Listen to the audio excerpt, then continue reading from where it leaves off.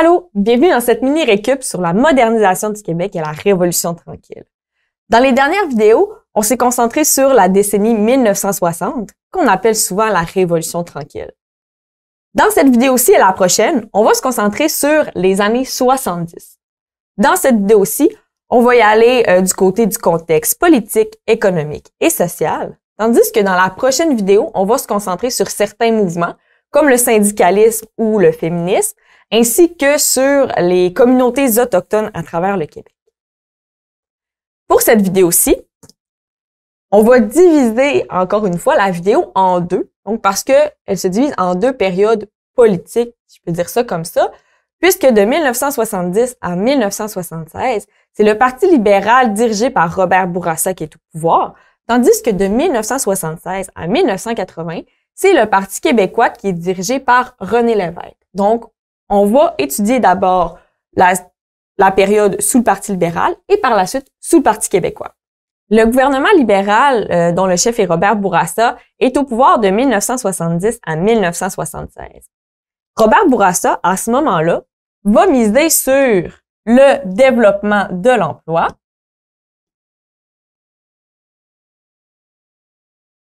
sur le développement de l'hydroélectricité.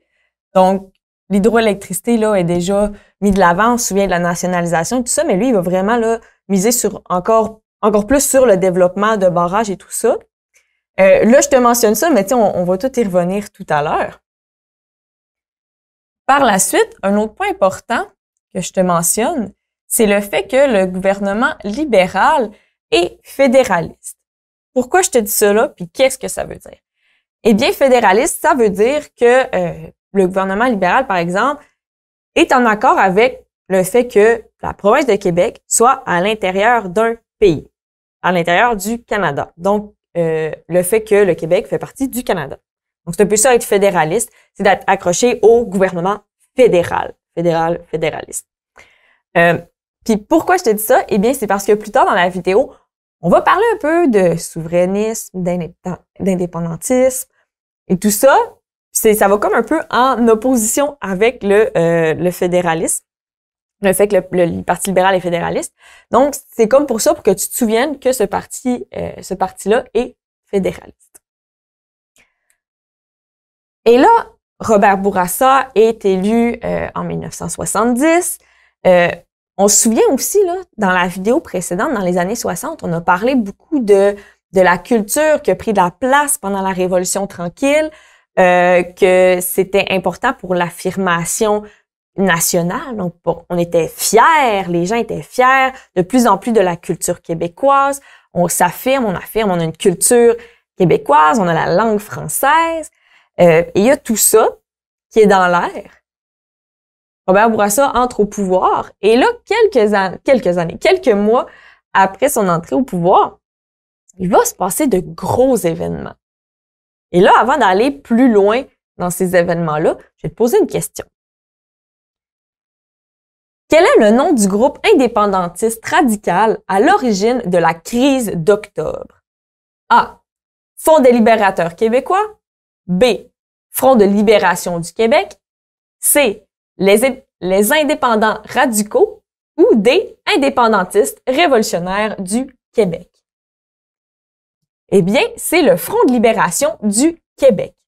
Avant de se lancer dans la crise d'octobre et dans le FLQ, sur lequel je viens de te poser une petite question, il y a quelque chose qu'on doit regarder ensemble. Pendant la décennie 70, il y a eu deux grosses crises, si on peut dire ça comme ça, donc des événements importants par rapport à l'identité québécoise. Dans la décennie précédente, on a vu que l'identité québécoise commençait à s'affirmer, entre autres, avec la culture. Donc, il y avait le chant, il y avait le théâtre, on mettait vraiment là, le Québec de l'avant. Il y a aussi la langue française qui est très importante de ce côté-là. Donc, on met de l'avant la langue française puisque le Québec est à majorité francophone, mais dans une majorité anglophone. Fait qu'au final, c'est une minorité francophone dans le pays, même si la province est à majorité francophone. Et il y a des choses qui vont être marquantes par rapport à ça. Dans les années 70, il y a le mouvement d'indépendance qui va de plus en plus être mis de l'avant, que les gens vont vouloir, certaines personnes vont mettre de l'avant le désir de se séparer pour pouvoir mieux affirmer leur culture parce que il y a une crainte parfois de perdre cette culture-là, de perdre la langue française. Il y a tout ça là, qui se joue pendant la décennie et il y a différents groupes, différentes personnes qui mettent l'indépendance de l'avant et il y a un groupe qui est un peu plus radical. La question était que je t'ai posée en lien avec ça. On parlait du Front de libération du Québec qu'on appelle souvent le FLQ. Donc, c'est un groupe qui est composé de différents sous-groupes qu'on va appeler des cellules. Met de l'avant l'indépendance du Québec, mais utilise des moyens plutôt radicaux, donc qui peuvent être un peu plus pas tout le temps légal, mais on va dire ça comme ça. Ils vont amener l'idée d'indépendance un peu plus loin avec des moyens un peu plus radicaux, comme je le disais. Et là, on va voir la crise d'octobre très brièvement. On va voir les événements, mais c'est juste pour que tu comprennes le genre de moyens qu'ils pouvaient prendre, puis comment le Québec a réagi à ça par la suite, parce que c'est ça qui est important. Donc, en 1970, crise d'octobre, c'est au mois d'octobre. 5 octobre, James Richard Cross est enlevé. C'est un diplomate britannique qui est à ce moment-là au Québec, donc il se fait enlever par l'une des cellules du FLQ, donc l'un des sous-groupes. À la suite de cet enlèvement, le FLQ va demander va faire différentes demandes, dont que leur manifeste soit lu à la télé. C'est quoi un manifeste? Un manifeste, c'est un document dans lequel certaines idées, donc dont des idées politiques, vont être mises de l'avant. Donc, ils vont demander à ce que ce soit lu à la télé. Le 8 octobre, le manifeste du FLQ va être lu, entre autres, à Radio-Canada. Mais James Cross ne sera pas libéré. Le 10 octobre, il y a un autre enlèvement, Pierre Laporte, qui est un ministre du Parti libéral de l'époque. Et le 17 octobre, Pierre Laporte est retrouvé mort. Et tout ça, ce sont des événements là, qui ont été revendiqués par le FLQ. Ça veut dire comme c'est nous qui l'avons fait. Donc ça, c'est ce que le FLQ a fait, entre autres, pendant cette crise-là. Le gouvernement, mais il a réagi. Le gouvernement du Québec a demandé aussi l'aide du gouvernement du Canada. Et ils ont mis en place la loi des mesures de guerre. Très brièvement, c'est quoi? Eh bien, ça veut dire que il y a certains droits qui sont comme suspendus. Par exemple, normalement, pour arrêter une personne, ben, tu peux pas arrêter n'importe qui, n'importe quand. Tu as besoin de mandat ou tu as besoin de preuves ou tu sais, il y a tout un processus en arrière de ça pour respecter le droit des personnes. Eh bien là, avec les lois de mesure de guerre, dès qu'il y avait un soupçon, une personne pouvait être arrêtée. Donc, ça te montre l'ampleur de la crise qu'il y avait au Québec. Et ce qui est important de retenir de ça, et on parlait du mouvement de l'indépendance et que ce qui était mis par l'avant par certaines personnes, mais ce qui est à retenir, là, c'est que la population est pas en accord avec ce que le FLQ a fait. Même les gens qui sont indépendantistes, là, la population, ils vont condamner les gestes faits par le FLQ. Donc, les gestes du FLQ. Donc, même si les gens sont indépendantistes, ça veut pas dire qu'ils sont en accord avec ce qui s'est fait. Donc, la population va condamner les gestes du FLQ. Et ça n'aura pas d'impact sur le désir d'indépendance. Donc, les gens qui veulent se séparer, ben, ce désir-là va rester sensiblement égal. C'est juste que maintenant, ça va être mis de l'avant d'utiliser des mesures démocratiques, donc d'utiliser la démocratie pour arriver à leur fin, donc pour arriver à l'indépendance, par exemple.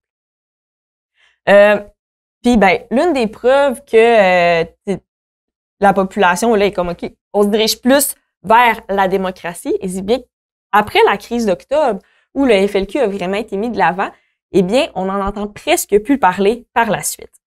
Tout à l'heure, je t'ai parlé de l'identité québécoise et je t'ai dit qu'il y avait comme deux crises en importance qui allaient un peu affecter l'identité québécoise. Eh bien, la deuxième crise, on a parlé de la crise d'octobre. Et là, on parle de crise linguistique. Donc, c'est pas un événement précis, mais c'est plus un ensemble d'événements. Je m'explique. Il y a de plus en plus d'immigrants qui arrivent en sol québécois. Les immigrants ne parlent pas nécessairement le français. Ils parlent pas nécessairement non plus l'anglais. Ils peuvent parler différentes langues. Mais là, il y a de plus en plus d'immigrants qui arrivent. Puis même les personnes qui ne parlent pas anglais, mais vont souvent choisir l'anglais comme langue d'usage. Ça se voit surtout comme phénomène à Montréal, où c'est possible là, à ce moment-là de vivre en anglais. Et là, il y a une crainte qui se fait tranquillement sentir beaucoup chez les parents francophones, parce que dans les écoles, ils voient l'anglais prendre de plus en plus de place. Ils ont une crainte de perdre le français. Pourquoi? Eh bien, il y a une augmentation de l'utilisation de l'anglais dans les classes, entre autres. Et ça amène une crainte chez certaines personnes de perdre la langue française qui caractérise quand même le Québec, dont perdre le français. Pourquoi certaines personnes craignent que c'est comme pourquoi s'ils choisissent l'enseignement en anglais, en quoi ça menace le français? Pourquoi ces gens-là ils ont peur? Eh bien, c'est que souvent les personnes, si elles sont jeunes, elles utilisent l'anglais comme langue d'usage, elles vont à l'école en anglais, eh bien, il y a plus de chances que plus tard dans la vie, mais elles continuent d'utiliser l'anglais. C'est cette crainte-là que les gens ont de voir augmenter l'anglais et que le français se perde éventuellement au Québec. Et cette crainte-là va amener l'adoption de certaines lois pour protéger le français. D'abord, en 1969, un petit peu avant la décennie dont on parle, donc en 1969, il y a l'adoption de la loi 63.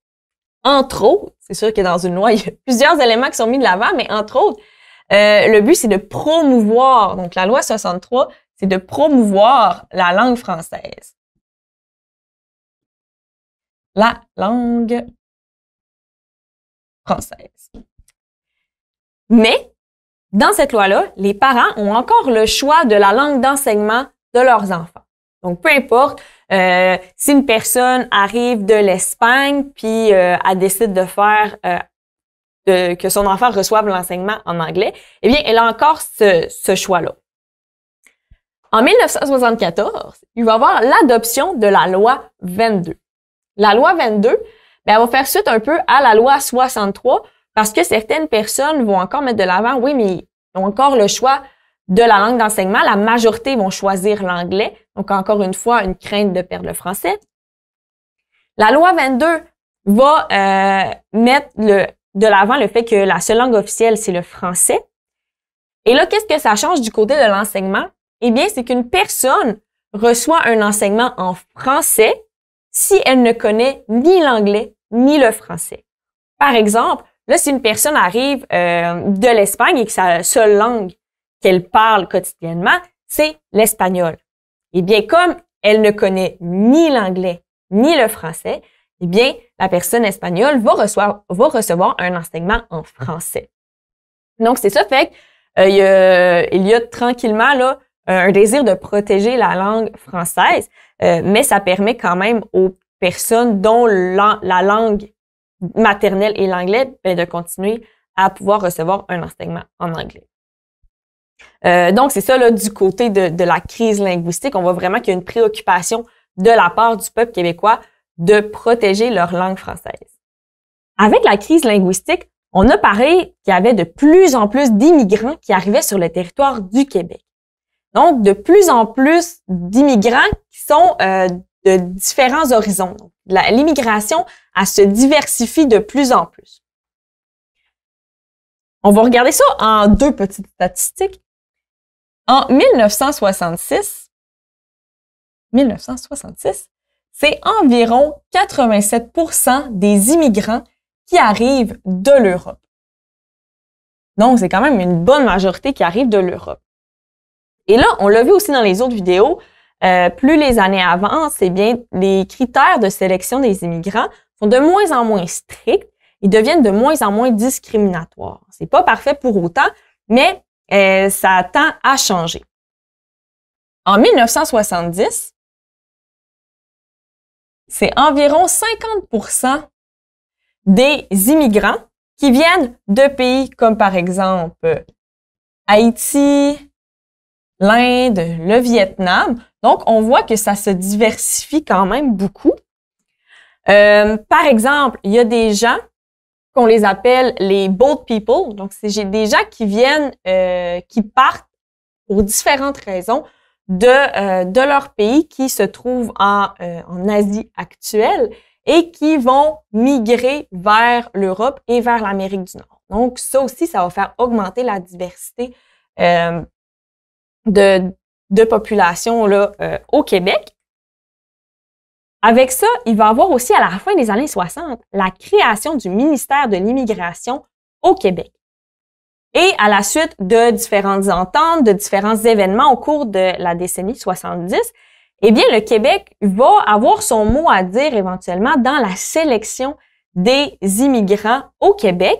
C'est donc une compétence partagée, donc une compétence entre le fédéral et le provincial pour la sélection là, des immigrants qui vont s'installer au Québec. Et comme le Québec a désormais son mot à dire dans la sélection des immigrants, eh bien, il va mettre de l'avant l'immigration francophone, comme de pays comme Haïti ou le Liban, par exemple. Tout à l'heure, je t'ai parlé du Parti libéral, dont le chef est Robert Bourassa, qui est premier ministre du Québec de 1970 à 1976, qui mise sur le développement de l'emploi, le développement de l'économie. Donc, on va parler un peu de ça. Mais avant, on va faire état de comment va l'économie du Québec en général. On va commencer avec une petite question, un vrai ou faux? Vrai ou faux? Au milieu des années 1970, l'économie québécoise va bien. Est-ce que c'est vrai ou c'est faux? C'est faux. Donc, au milieu des années 70, l'économie du Québec ne se porte pas très bien. Avant de se concentrer sur l'économie du Québec, eh bien, on va regarder l'économie un peu plus de manière mondiale parce que bien, l'économie mondiale a des impacts sur l'économie des pays et sur l'économie des provinces. Et là, tu as peut-être remarqué un événement sur la ligne du temps, la crise du pétrole de 1973. Eh bien ça, cette crise du pétrole-là va avoir un impact assez grand sur l'économie mondiale. J'irai pas dans les comment du pourquoi de toute cette crise-là, dans le sens où c'est en raison d'une guerre au Moyen-Orient, question de pression politique et tout ça, il y a une crise du pétrole.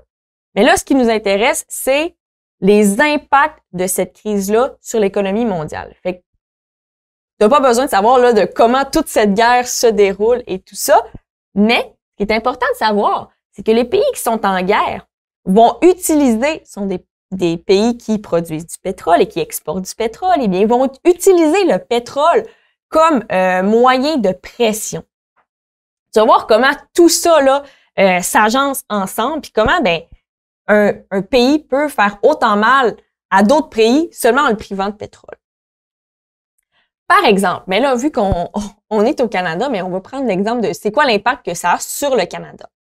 Eh bien, par exemple, une baisse d'exportation du pétrole vers le Canada, donc d'un pays exportateur Canada, ça crée de la rareté. Donc ça crée la rareté. Et là, c'est pas la rareté parce qu'il y a plus de pétrole puis que le pétrole n'existe plus. C'est parce que, comme je te disais, c'est un moyen de pression. Donc, il arrête d'en envoyer ou il en envoie moins. Fait que, comme il y a une baisse d'exportation, eh bien, ça crée la rareté. Et ça, c'est le fait que l'offre est faible, baisse d'exportation, il y a moins d'offres, ça crée la rareté. Et comme c'est rare, eh bien, quand c'est rare, on va augmenter les prix. il y a moins de pétrole, ça crée la rareté, les prix du pétrole au Canada, ben, sont plus élevés. Fait qu'après ça, il y a une hausse du prix du pétrole. Et ça a un impact sur quoi? Eh bien, il va y avoir une hausse du prix du carburant. Il va y avoir une hausse, donc on va mettre une virgule, une hausse du prix du transport des marchandises. Ça va coûter plus cher à transporter les marchandises parce que le gaz coûte plus cher. Ça va de soi. Et il va y avoir, fait que je pourrais mettre un petit dollar à côté, là, une augmentation des prix. Il va y avoir aussi une augmentation des prix des produits fabriqués à base de pétrole. Donc là, ça fait que l'augmentation du prix de pétrole, ben, elle a des impacts sur différentes catégories, donc sur le carburant. Le carburant, mais ça a des impacts aussi sur le prix du transport.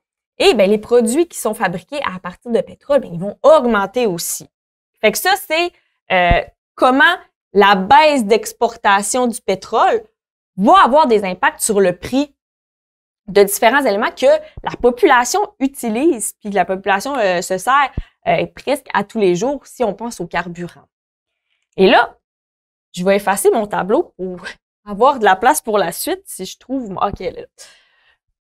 Et là, on va voir comment ça a un impact sur l'économie du Québec et sur les gens, là, le pouvoir d'achat des gens, par exemple.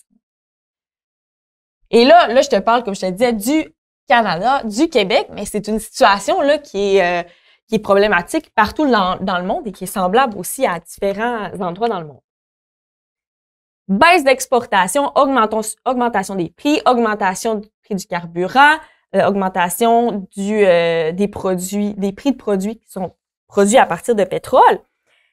Et là, ça va mener à différents problèmes, dont à une baisse du pouvoir d'achat.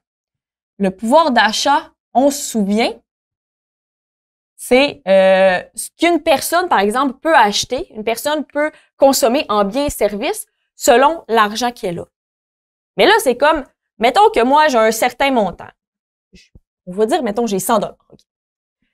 J'ai 100 $. Mais avant, avec 100 $, avant toute cette crise du pétrole-là, je pouvais m'acheter 1, 2, 3, 4, 5, 6 choses différentes, mettons.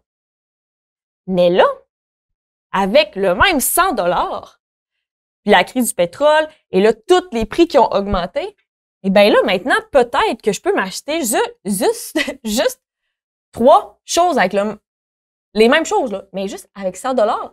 Au lieu de m'en acheter 6, 7, ben, je peux en acheter 3. C'est ça, la diminution du pouvoir d'achat. C'est un exemple là, très, très simple, mais ça t'illustre quand même là, qu'est-ce que ça a comme impact sur la population. Donc, baisse du pouvoir d'achat, donc les gens, ils vont moins consommer, ils vont avoir une baisse de la consommation de biens et de services. Les gens achètent moins. Et ça a un impact sur l'économie. Si on achète moins, eh bien, il y a un ralentissement économique. Parce que les gens, mais ils peuvent acheter moins parce que leur pouvoir d'achat est plus bas. Donc là, ça a un impact sur l'économie, les magasins qui vendent moins, les industries que, ben là, ils produisent, mais ils vendent plus. Donc là, ça crée des problèmes. Un ralentissement économique. L'industrie, la personne, elle achète moins. Fait que là, l'industrie est comme, OK, ben là, faut que je ralentisse ma production. Si je ralentis ma production, ben, j'ai plus besoin de tous mes ouvriers, de toutes les personnes qui travaillent pour moi. Ben, ça va avoir aussi comme impact d'avoir une augmentation du chômage. Donc, il y a plusieurs personnes qui vont perdre leur emploi parce qu'il y a un ralentissement économique. Donc, tu peux voir là comment la crise du pétrole, la baisse d'exportation du pétrole, ça crée la rareté, ça augmente les prix. L'augmentation des prix, ben, ça a un impact sur le pouvoir d'achat, la consommation. Ça se répercute sur l'économie et sur les emplois des gens. Les gens vont perdre, certaines personnes vont perdre leur emploi, ça va augmenter le chômage. Donc, tu vois là comment ça peut avoir un gros impact sur toute l'économie d'un pays. Par exemple, si on va se concentrer Canada, Québec.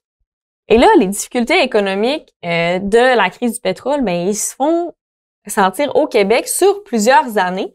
Et ben là, il faut trouver des moyens de stimuler l'économie parce que ben le Québec produit pas de pétrole. Donc, il faut trouver autre chose pour pouvoir stimuler l'économie. Et là, il y a certains projets qui avaient déjà vu le jour, qui avaient déjà été pensés, et là, on peut dire, qui arrivent bien avec le désir de stimuler l'économie et de développer l'emploi.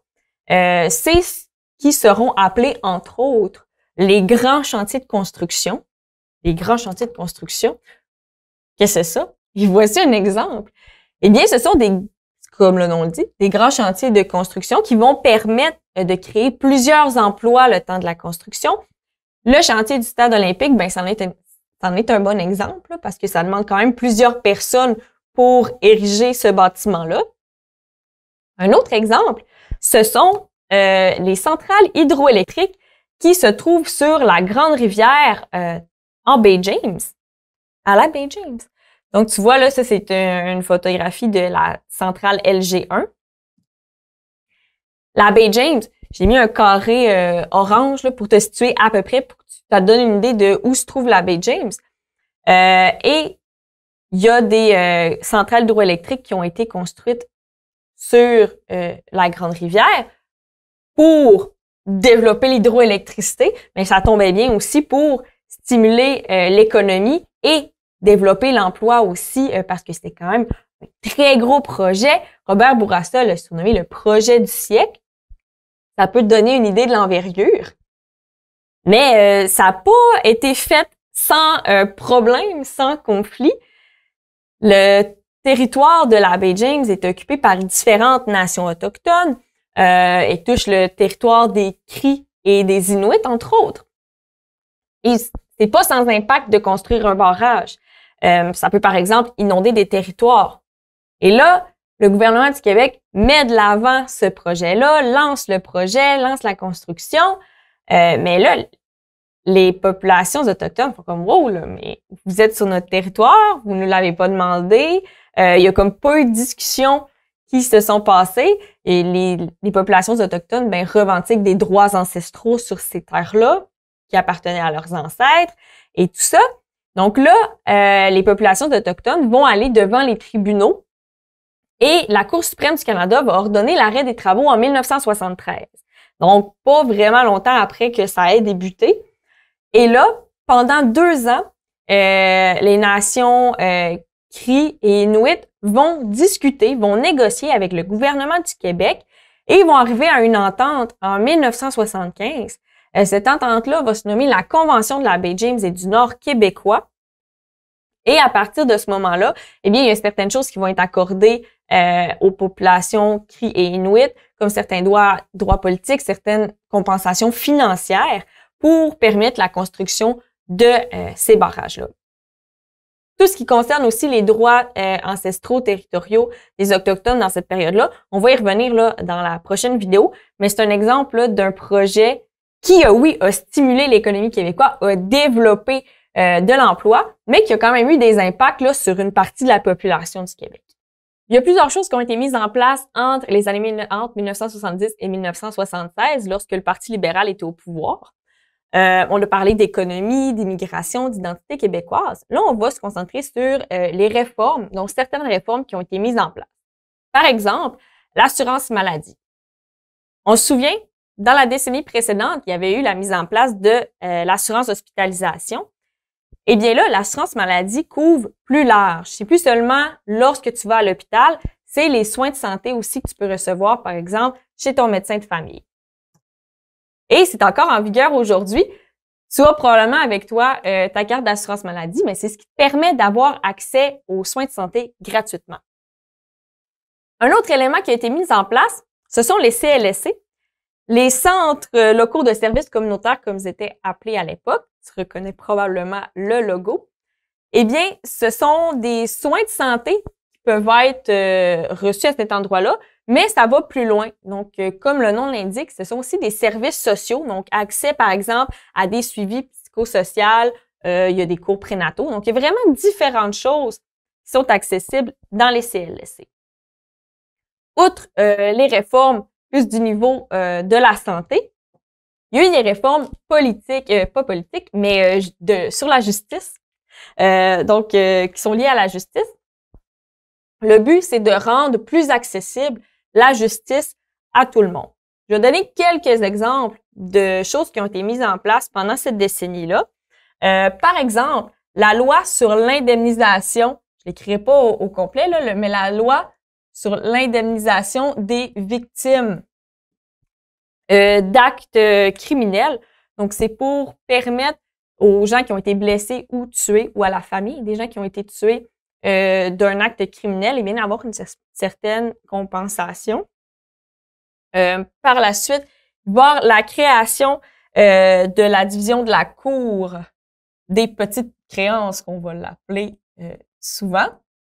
Bon, la Cour des petites créances. Le but, c'est de permettre à des gens dont leur cause est en bas d'un certain montant d'argent. En 2021, c'est 15 000 $. Donc, une cause sous 15 000 $, la personne peut aller se représenter par elle-même à cette cour-là. Donc, elle n'a pas besoin d'un avocat avec elle. Donc, c'est pour rendre ça, encore une fois, plus accessible. La loi sur, je l'écrirai pas encore au complet, encore une fois, sur la protection du consommateur. Donc, le but de cette loi-là, c'est de permettre aux personnes qui consomment des biens et services d'être mieux protégées. Donc, c'est certaines choses que les commerçants doivent respecter. Il y a aussi la loi sur l'aide juridique qui va être mise en place pendant cette période. Cette loi-là permet aux personnes en situation de pauvreté ou ayant un revenu plus faible d'avoir accès au service d'un avocat gratuitement ou à moindre coût. Donc ça, ce sont différentes réformes qui ont lieu du côté de la justice, comme je le disais, pour faciliter l'accès à tous. Il y a un autre élément qui a été adopté pendant cette période, c'est la Charte des droits et libertés de la personne.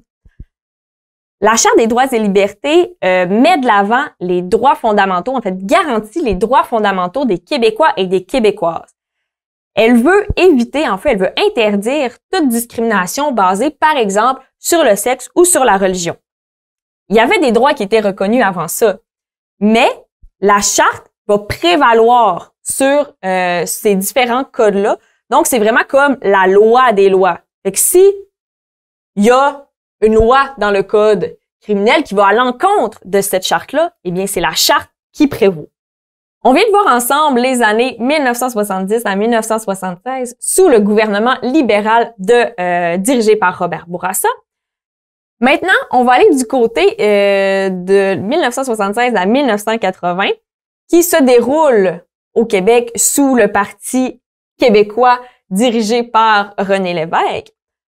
Le Parti québécois a été fondé en 1968, donc c'est un parti qui est plutôt récent.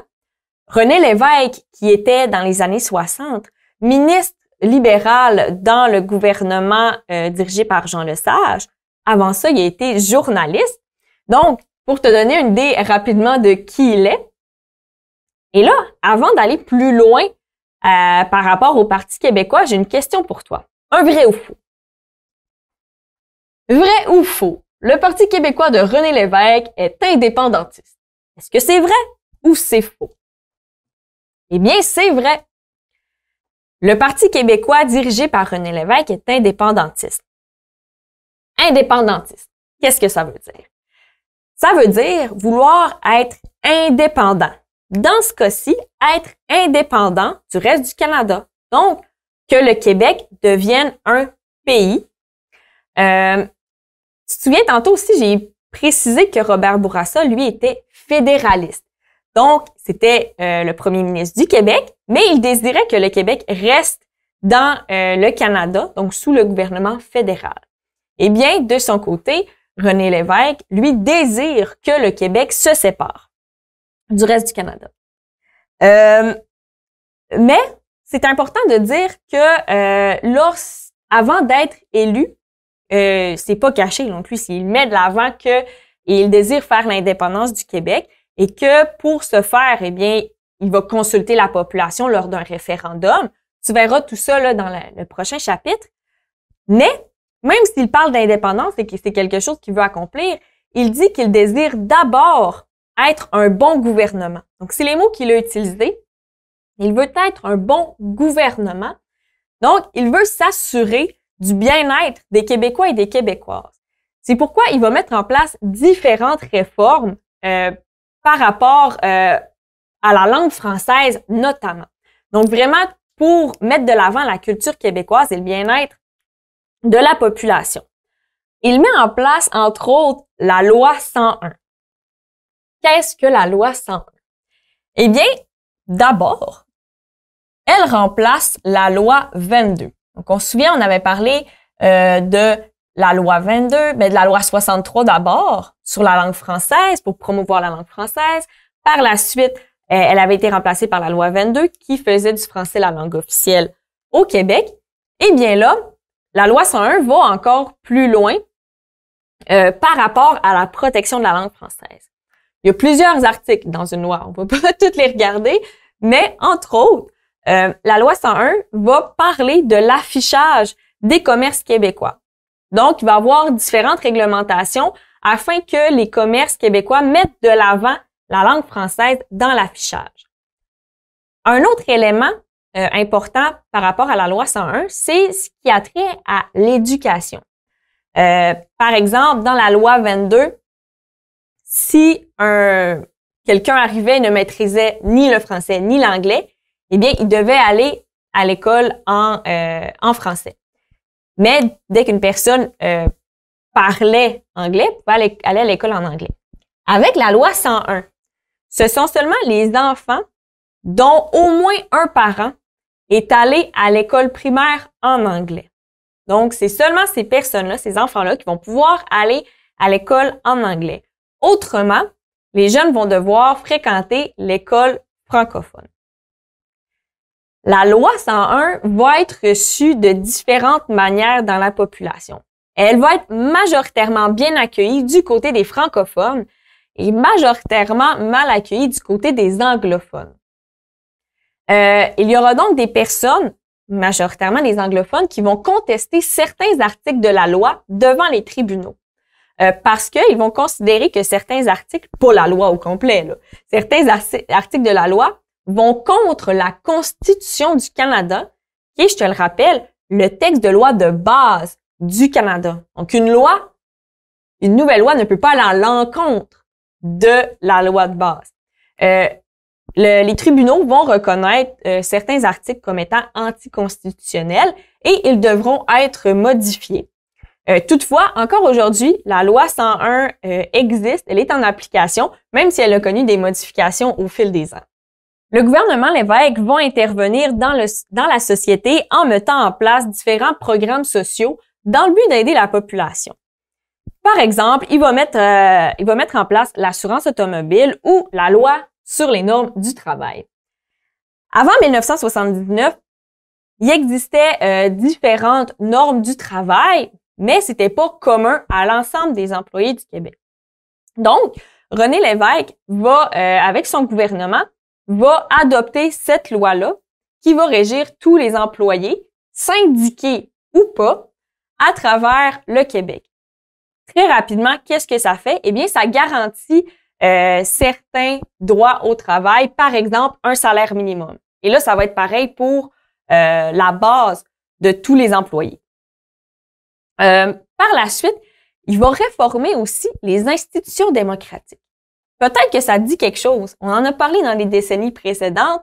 C'est pas le premier à mettre de l'avant des réformes d'institutions démocratiques, mais s'il le fait, c'est parce qu'il sent qu'il y a encore des choses qui peuvent être améliorées. Il va, entre autres, adopter la loi régissant le financement des partis politiques. Il y a différents éléments dans cette loi-là, notamment un montant maximum qu'une personne peut donner à un parti politique. Et c'est une loi qui, tout comme la loi sur les normes du travail, Ce sont des lois qui sont encore en application aujourd'hui. C'est la fin de cette mini-récup sur le chapitre La modernisation du Québec et la Révolution tranquille en ce qui concerne les années 70. Dans cette vidéo, on a vu plein de choses. On a parlé entre autres de ce qui s'est passé sous le Parti libéral et sous le Parti québécois, d'un côté des réformes sociales et aussi du côté de la politique de l'identité québécoise. Dans la prochaine vidéo, qui couvre encore la décennie 70, on va se concentrer sur certains mouvements et sur certains groupes de personnes.